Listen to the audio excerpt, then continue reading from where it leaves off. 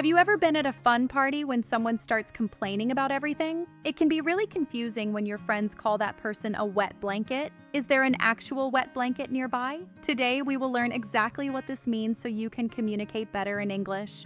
Imagine Tom. His friend said, "Don't be such a wet blanket," before the beach party. Tom thought he was being helpful. He brought a real wet blanket to keep everyone cool. Everyone was confused. That is because a wet blanket isn't something you carry in your hands. A wet blanket is a person who spoils other people's fun or discourages their enthusiasm. This comes from the 1800s, when people used wet blankets to put out fires. Just like a wet blanket stops a fire, this person stops the fire of fun. Now let's see how to use it correctly. Sarah and Ben are planning a fun camping trip.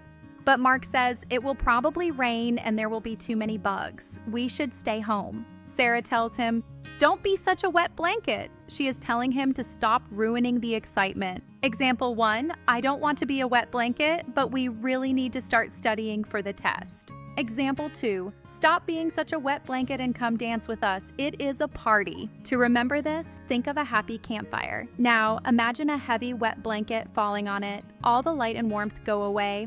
The fun is the fire, and the wet blanket is the person who stops it. Easy, right? Fun fact. In the 1800s, wet blankets were kept near fireplaces for safety. It was a very practical tool before it became an idiom. This idiom is very common in movies and books to describe characters who are party poopers or killjoys. Similar phrases are party pooper, killjoy, and buzzkill. They all mean someone who ruins the mood. The opposite is the life of the party, someone who makes everything more fun. A common mistake is forgetting that wet blanket is a noun. Always say a wet blanket. Don't use it as an adjective like he is so wet blanket. Also, only use it for people. You can't say the rain was a wet blanket. It is for a person's behavior. Time for a quiz. What does a wet blanket do? A, helps people sleep. B, spoils the fun. C, cleans the house. I will give you a moment.